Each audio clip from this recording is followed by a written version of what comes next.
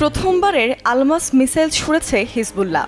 রবিবার একটি ভিডিও প্রকাশ করেছে লেবাননের ইসলামিক প্রতিরোধ গোষ্ঠী হিজবুল্লাহ, যাতে দেখা গেছে তাদের যোদ্ধারা ইসরায়েলি দখলদার বাহিনীর একটি সমাবেশকে টার্গেট করে মিসাইল ছুটছে।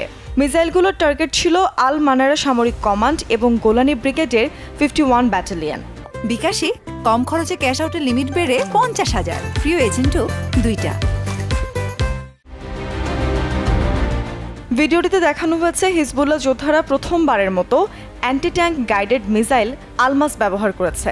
এই ক্ষেপণাস্ত্রগুলো কেবলযুক্ত টেলিভিশন গাইডেন্সের উপর নির্ভর করে কাজ করে। এগুলো টপ ডাউন পদ্ধতিতে আক্রমণ চালায়, যা সহজেই শত্রুর প্রতিরক্ষা ব্যবস্থাকে ফাঁকে দিতে পারে। মিসাইল আলমাস শত্রুর দুর্বল জায়গায় নিখুঁতভাবে আঘাত করতে সক্ষম। হিজবুল্লাহ শনিবার জানিয়েছে তারা ড্রোন এবং গাইডেড মিসাইল দিয়ে অধিকৃত ফিলিস্তিনের উত্তরের ইসরায়েলি টার্গেটে হামলা করেছে। হামলাটি মূলত দক্ষিণ ফিলিস্তিনি গ্রাম এবং বেসামরিক বাড়িঘরে হামলার জবাব, বিশেষ করে কাফার কিলা এবং কাফার চৌবাতে সম্প্রতি চালানো ইসরায়েলি হামলাগুলোর প্রতিশোধ। ইসরায়েলি প্রতিরক্ষা বাহিনী আইডিএফ জানিয়েছে লেবানন থেকে অন্তত 26টি ক্ষেপণাস্ত্র ছোড়া হয়েছে। এগুলো ইসরায়েলের উত্তরাঞ্চলের বার ইয়োহাই অঞ্চলের খোলা জায়গায় আঘাত এনেছে। লেবাননের প্রতিরোধ যোদ্ধারা রবিবার জানিয়েছে তারা কয়েক ডজন কাতিউশা রকেট দিয়ে মেরন বসতি এবং এর আশেপাশের বসতিগুলোতে হামলা চালিয়েছে। হিজবুল্লাহ এক বিবৃতিতে জানায়, হামলাগুলো মূলত দক্ষিণের গ্রাম এবং বেসামরিক বাড়িঘরে, বিশেষ করে আল কাউজা, মারকাবা এবং সারাবিন শহরে ইসরায়েলি দখলদারদের আক্রমণের জবাব। এদিকে ইসরায়েলি মিডিয়া জানিয়েছে তাদের সামরিক ঘাঁটির কেন্দ্রীয় রাডারগুলোর মধ্যে অন্তত একটি ক্ষতিগ্রস্ত হয়েছে।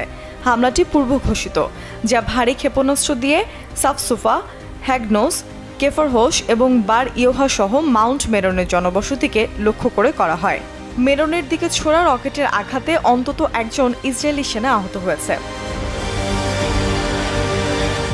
অন্যদিকে Hezbollah deputy secretary general Sheikh Naim Qassem শনিবার বলেছে, গাজার প্রতি হিজবুল্লাহ সমর্থন ইসরায়েলের যুদ্ধ পরিকল্পনাকে বাধাগ্রস্ত করছে। আমরা গাজা এবং ফিলিস্তিনের সঙ্গে আছি, ইসরায়েলের সঙ্গে নয়। তাই আগে গাজায় যুদ্ধ বন্ধ হোক, তারপর লেবাননেও থামবে। ইসরায়েলের লেবানন আক্রমণ করা যে হুমকি দেয় তা ফিলিস্তিনের সাথে আমাদের সম্পর্ককে আরও জোরদার করছে এবং আমাদের অবস্থানকে আরও শক্তিশালী করছে। শেখ নাইম কাসেম একটি ইসরায়েলি সংবাদে বরাত দিয়ে বলেছে, হিজবুল্লাহ 7 মাসের যুদ্ধের সময় তার সামরিক মজুদের মাত্র 3% ব্যবহার করেছে, যা অবৈধ বসতি স্থাপনকারীদের উচ্ছেদ করার ক্ষেত্রে দুর্দান্ত প্রভাব ফেলেছে। সেই সাথে ইসরায়েলের প্রচুর ক্ষতি করেছে এবং তাদের সেনাবাহিনীকে নাজেহাল করেছে।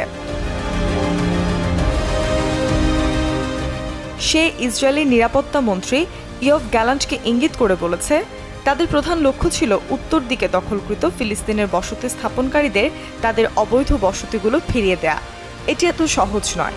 উত্তরের বসতি স্থাপনকারীদের ফিরিয়ে আনা সহজ হবে না। এই যুদ্ধ তাদের ফিরে আসার সম্ভাবনাকে আরও এবং আরও দূরে ঠেলে দিচ্ছে। বলা যায় না, হয়তো উত্তরে তাদের এসব বন্দোবস্ত সম্পূর্ণরূপেও শেষ হয়ে যেতে পারে।